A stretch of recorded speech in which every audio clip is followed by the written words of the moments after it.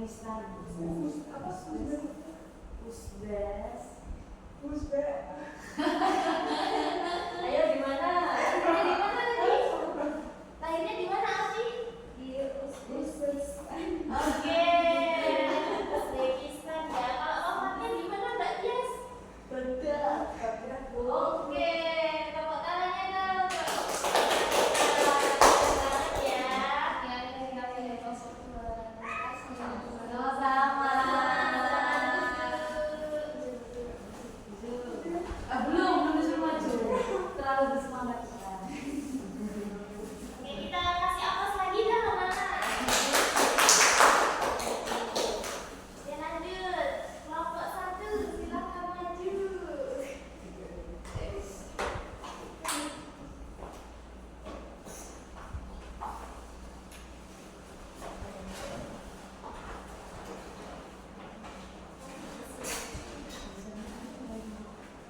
Yuk, sana dulu yang mau menjelaskan. Perkenalkan kami dari kelompok 1. Kalian nggak kelihatan ya kak? Sudah. Kami dari kelompok 1 akan mempresentasikan hasil diskusi kami. Kebetulan kami mendapatkan tentang Al-Farabi dan juga Al-Ghazali, di mana Al-Farabi ini lahir di Marok, Kazakhstan. Terus wafatnya itu tahun 950 Masehi di Damaskus. Terus nama lengkapnya beliau itu Abu Nas Muhammad Ibnu Tarkib Ibnu Urlik Al-Farabi. Terus beliau ini menguasai filsafat logika, politik dan juga etika serta sains dan pengetahuan. Selanjutnya boleh buat oh iya. Oke. Selanjutnya ada Al-Ghazali. Al-Ghazali ini lahir tahun 1558 Masehi di Tusiran. Terus wafat pada tahun 1111 Masehi. Nama lengkapnya beliau tuh Abu Hamid Muhammad Al-Ghazali At-Tusi Asy-Syafi'i. Beliau ini mengajar di Madrasah Nizamiyah Baghdad. Beliau ini menguasai fikih Syafi'i, usul salaf dan filsafat. Oke, sebelumnya ini dong dari kelompok 1, kelompok 2, apa namanya, ada yang bertanya? Tadi Al-Ghazali lahirnya di mana? Iya. Kalau mengajarnya di mana? Mengajarnya di madrasah Nizamiyah Baghdad.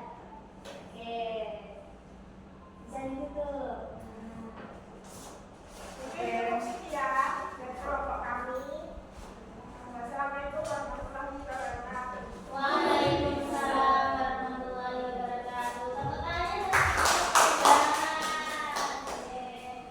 Terima kasih. Oke, tadi kita sudah mengulik ya 4 tokoh dari Gani Asia yang sangat berperan dalam kemajuan ekonomi, politik, pendidikan di masyarakat Baghdad saat itu. Nah, selanjutnya, jadi puncaknya pada tahun 1258 Masehi, Baghdad dihancurkan oleh tentara Mongol yang dipimpin Hulagu Khan. Dan sejak saat itu berakhirlah kejayaan dinasti Abbasiyah di Baghdad. Nah, selanjutnya bisa dibaca sama Mbak Amanda. Pada tahun 1258 Masehi, Baghdad dihancurkan oleh tentara Mongol yang dipimpin Hulagu Khan, dan sejak saat itu berakhirlah kejayaan dinasti Abbasiyah di Baghdad. Walaupun begitu, dinasti Abbasiyah meninggalkan warisan besar bagi umat manusia. Kontribusi mereka dalam pengetahuan, kebudayaan, pendidikan, dan pemikiran menjadi fondasi penting bagi perkembangan sains modern dan peradaban dunia hingga hari ini. Dinasti ini dianggap sebagai zaman keemasan Islam. Ketika ilmu pengetahuan menjunjung tinggi dan peradaban Islam berdiri sebagai pusat kemajuan dunia. Nah, tadi anak-anak juga sudah melihat videonya ya, bahwa Baghdad adalah pusat dari kejayaan Islam, di mana dinasti Abbasiyah itu berdiri. Tapi kejayaan Abbasiyah tidak hanya di Baghdad, tapi di mana-mana, di Asia, di Eropa, di mana lagi tadi? Di Iran. Iran, gitu ya. Jadi kejayaannya itu berlangsung lama dan merasa cepat karena perdagangan yang dibawanya. Tapi mereka tidak hanya membawa perdagangan saja, tidak hanya membawa emas atau perak, tapi juga membawa dakwah itu sendiri, membawa dakwah Islam. Kemudian adanya perkawinan juga ya, adanya perkawinan dengan penduduk setempat. Kemudian di sana lahirlah panji-panji Islam gitu di keluarga per keluarga, sehingga membentuk masyarakat Islam yang semakin luas, semakin luas, semakin luas. Gitu.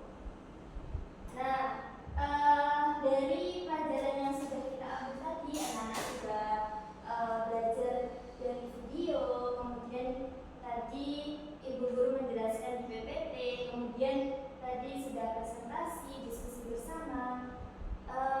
Ada feedback gak dari anak-anak sendiri atau poin yang sudah kita pelajari tadi?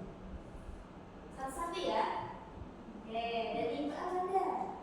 Awal sih dapat lanjutan perubahan dari pendidikan. Wih, keren. Oke, Mbak Tias. Yang paling berkesan tadi apa sih? Mbak Tias sendiri.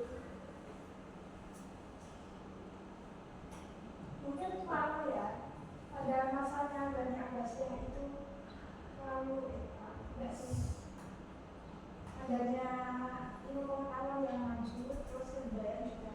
Oh gitu ya. Oke. Mbak Ayu.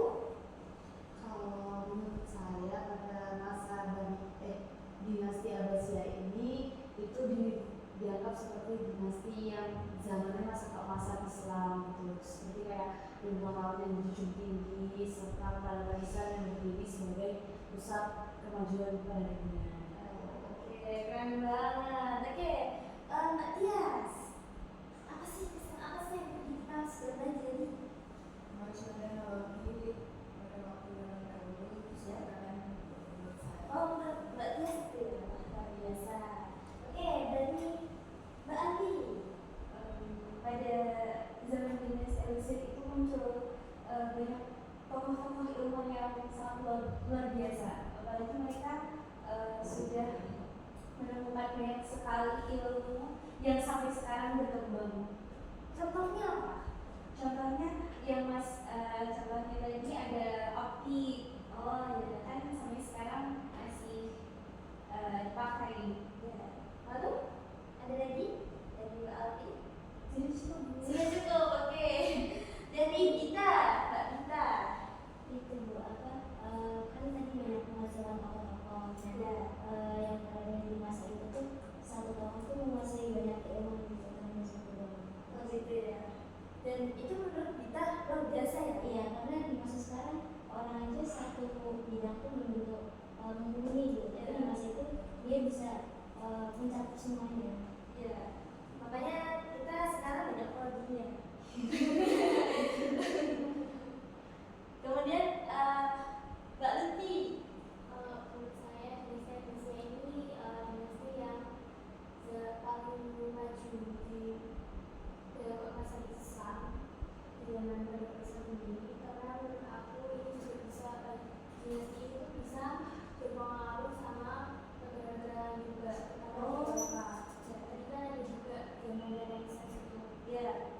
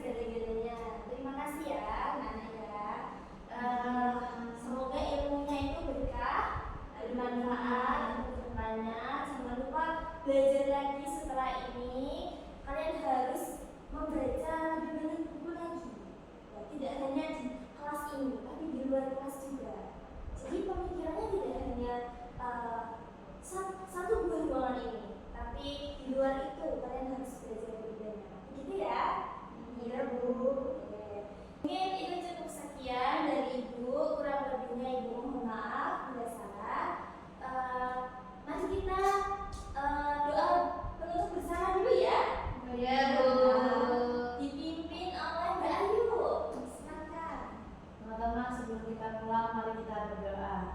Sembah. Subhanallah.